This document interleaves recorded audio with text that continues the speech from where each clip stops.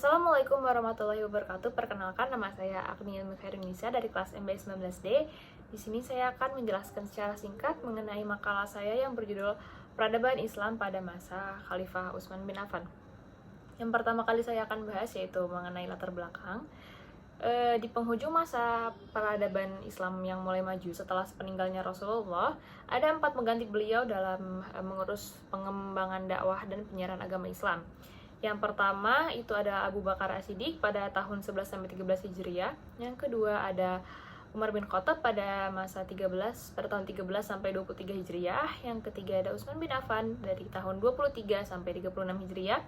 Dan yang keempat ada Ali bin Abi Thalib pada tahun 36 sampai 41 Hijriah.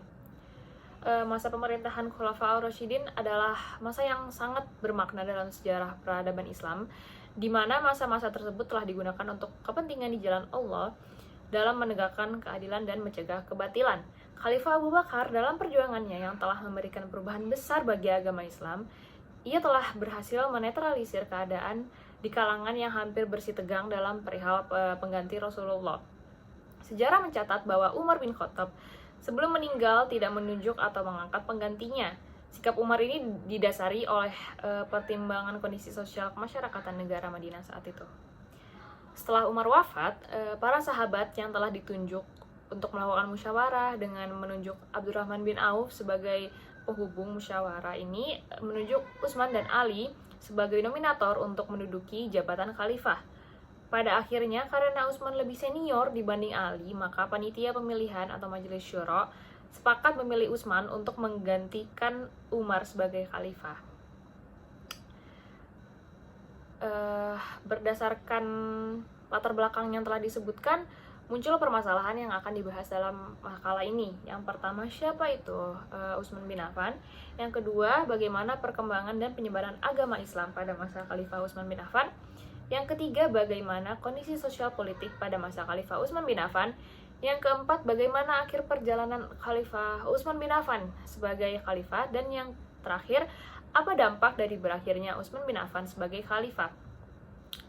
Pembahasan pertama yaitu mengenai profil seorang Utsman bin Affan. Utsman bin Affan lahir 6 tahun setelah tahun Gajah, tepatnya pada 47 sebelum Hijriah. Usianya 6 tahun, lebih muda daripada Rasulullah SAW. Beliau lahir di Taif, di daerah yang paling subur di kawasan Hijaz. Kehidupan Utsman bin Affan tumbuh dan berkembang selayaknya anak-anak di wilayah Jazirah Arab yang di dalam lingkungannya masih diliputi dan dipenuhi oleh kebodohannya dan kesesatan. Beliau adalah sahabat Nabi yang paling dermawan. Selain dikenal sebagai khalifah yang dermawan, Utsman bin Affan juga dikenal sebagai orang yang paling pandai. Setelah Utsman bin Affan masuk agama Islam, beliau telah memberikan perubahan yang besar bagi agama Islam.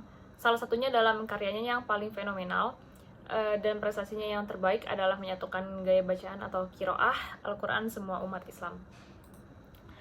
Pembahasan kedua mengenai perkembangan dan penyebaran agama Islam pada masa Khalifah Utsman bin Affan.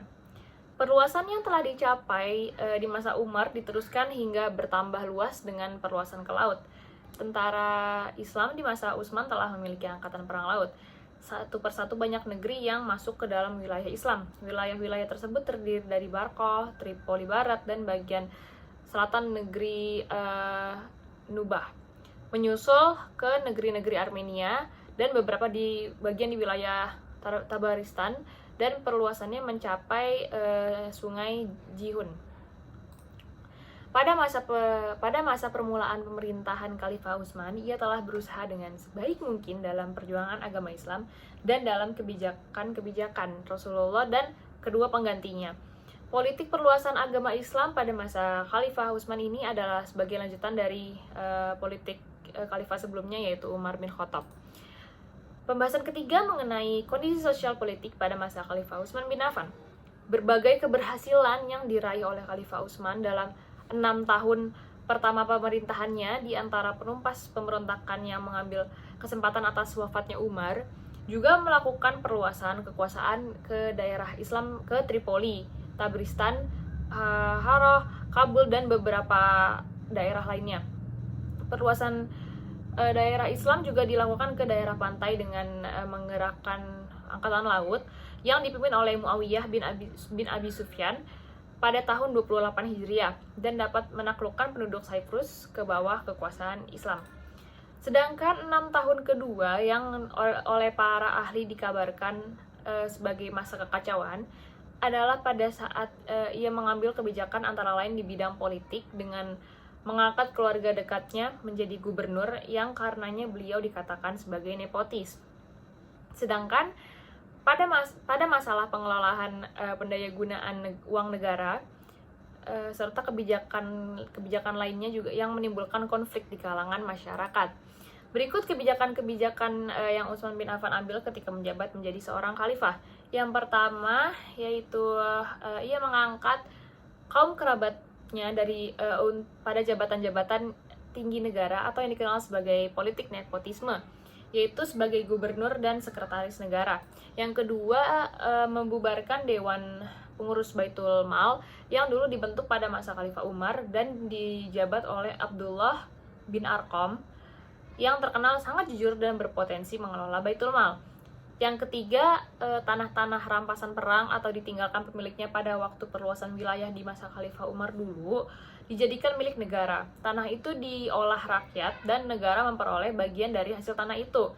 Di masa Utsman bin Affan, tanah-tanah itu berubah jadi tanah untuk yang diperjualbelikan. Pembahasan keempat mengenai akhir perjalanan Khalifah Utsman bin Affan sebagai khalifah.